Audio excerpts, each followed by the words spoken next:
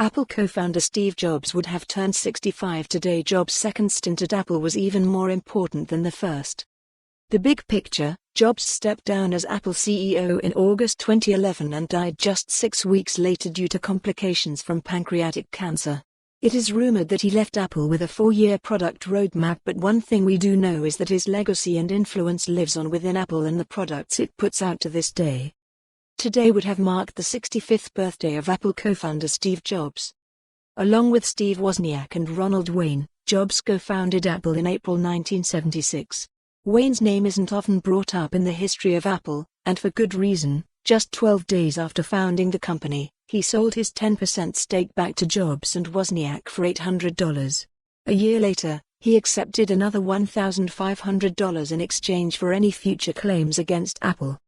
Wayne's 10% share of Apple would be worth around $131 billion today had he kept it.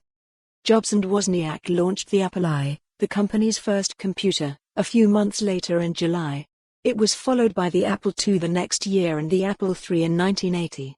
By the mid-1980s, however, a power struggle within the company prompted Jobs to resign. He took several employees with him and created a new company called Next Incorporated. Apple would struggle mightily without Jobs. Facing the realization that it was just weeks away from bankruptcy, Apple purchased Jobs' company in 1997, which brought the co-founder back home.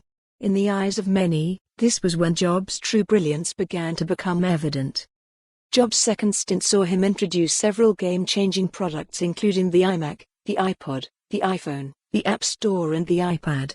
Most people would kill to have just one game-changing product on their resume, yet Jobs was responsible for no less than 5 revolutionary launches during his second tenure. For more on this story, visit the news article link.